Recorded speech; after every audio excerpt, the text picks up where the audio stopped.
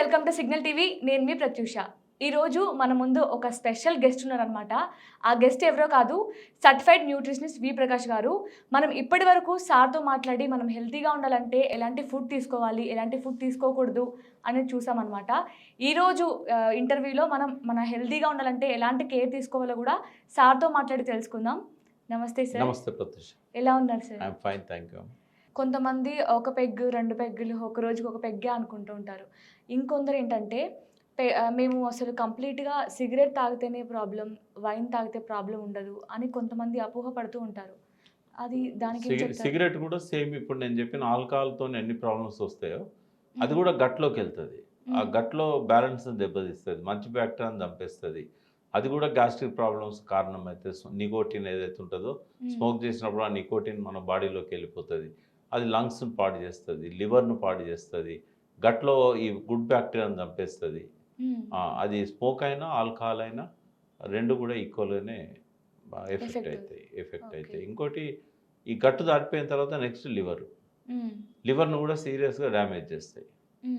దానివల్ల మనకు liver cirrhosis వరకు కూడా పోవచ్చు. అంటే ఫ్యాటీ లివర్ గ్రేడ్ 1 గ్రేడ్ 2 అయినాక లివర్ గట్టిగా అవుతుంది. అది రిపేర్కు పాసిబిలిటీ ఉండదు. ఆ మొత్తం లివర్ అట్లే గట్టిగా అయితే సిరోసిస్ అంటారు. సిరోసిస్ స్టేజ్లోకి వెళ్ళిన తర్వాత అసలు ఇంకా దాన్ని రిపేర్ చేయడం అలోపతిలో సాధ్యం కాదు. ఇంకా మనం ఏ టాబ్లెట్ వేసుకున్నా కూడా అది మనకు అడ్వర్స్ ఎఫెక్ట్స్ వస్తూ ఉంటాయి. లివర్ అనేది ఒక 500 రకాల బాధ్యతలు నిర్వహిస్తుంది. అవి మెల్లమెల్లగా డిస్టర్బ్ చేస్తూ ఉంటుంది ఆ బాధ్యతల్ని. దానివల్ల శరీరంలో అనేక రోగాలకు దారితీస్తుంది. కాబట్టి ఆల్కహాల్ అనేది ఇదొక్కటే కాదమ్మా. ఇప్పుడు వస్తున్న లివర్ డ్యామేజ్ కేసులు ఉంటాయి కదా, లివర్ సిరోసిస్ కానీ ఫ్యాటీ లివర్ కానీ, ఇప్పుడు ఇవి డ్యామేజ్ కావడానికి ఆల్కహాల్, స్మోక్ కారణం అని చెప్పినాం కదా. వీటికంటే ఎక్కువగా ఇలా non alcoholic fatty liver cases 70% ఉంటాయి. ఎట్లా సార్? అంటే దానికి కారణం ఏంటి? ఇప్పుడు నీకు ఆల్కహాల్ అలవాటు లేదు, బట్ నువ్వు రాత్రి 9ంటికి అన్నం తింటావు. ఇప్పుడు మీకు ఫర్మెంట్ అవుతుంది కదా, పులిసిపోతుంది కదా.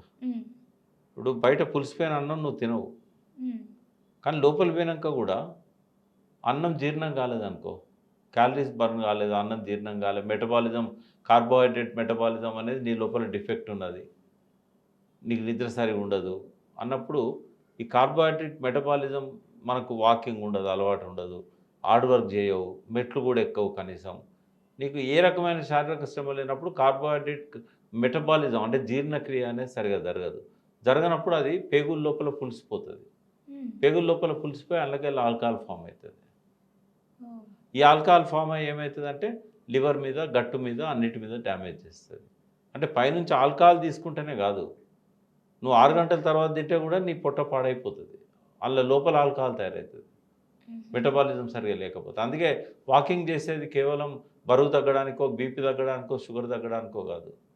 ఈ మెటబాలిజం, ఫ్యాట్ మెటబాలిజం, మనం తినే ఫుడ్లో ఫ్యాట్ ఉంటుంది, కార్బోహైడ్రేట్ ఉంటుంది, ప్రోటీన్ ఉంటుంది.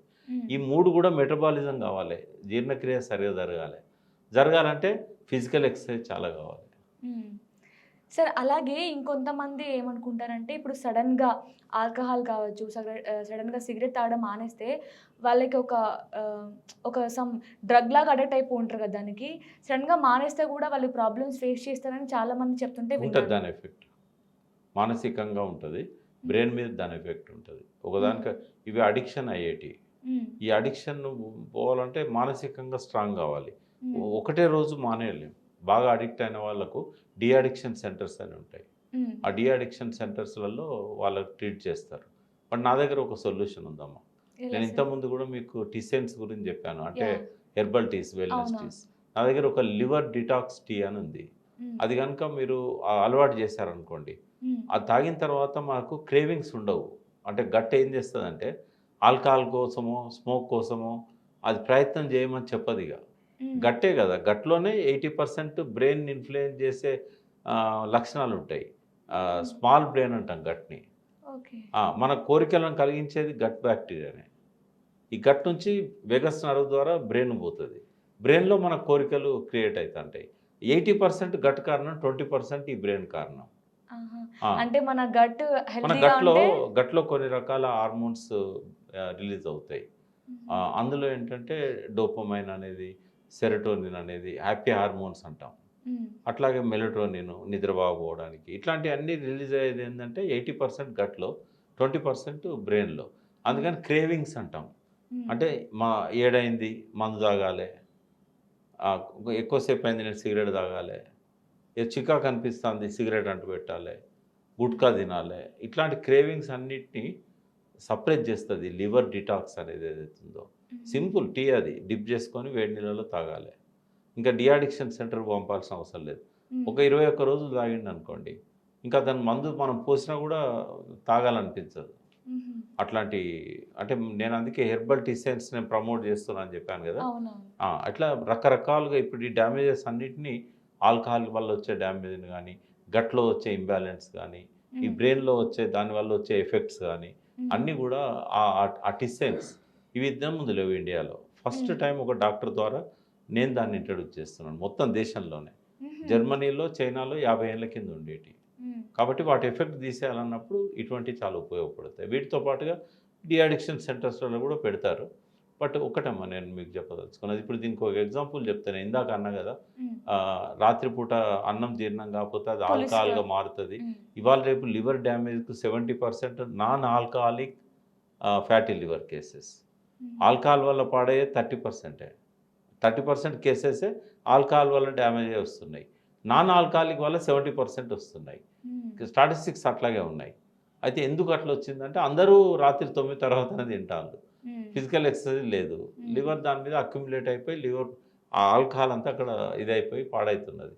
అయితే మొన్న ఒక కేసు ఉన్నది ఇక్కడ. ఒక అమ్మాయి ఇట్లనే నీలాంటి అమ్మాయి కార్ డ్రైవ్ చేసుకుంటూ పోతున్నది. పోలీసులు ఆపేసి అది పెట్టారు డిటెక్షన్ చేయడానికి, తాగిందా ఈ అమ్మాయి, తాగి డ్రైవ్ చేస్తుందా అని.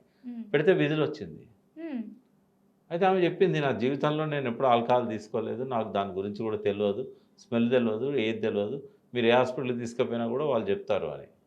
అపోలో తీసుకెళ్లారు. అపోలో తీసుకెళ్తే డాక్టర్స్ ఏమన్నారంటే ఈమె మందు తాగలేదు, కానీ కడుపులోనే ఆల్కహాల్ తయారయ్యి అది బయటకు వచ్చింది అని. ఇలా కూడా ఉంటుందా? అందుకే కదా కార్బోహైడ్రేట్ అనేది మెటబలైజ్ కాకపోతే అది పులిసిపోయి ఆల్కహాల్గా మారుతుంది. మీకు తెలుసు కదా, రైస్ నుంచి కూడా బిస్కెట్ తయారు చేస్తారు, చేస్తారు. రైస్ను కూడా పులియబెట్టి దానిలో నుంచి ఆల్కహాల్ తయారు చేస్తారు.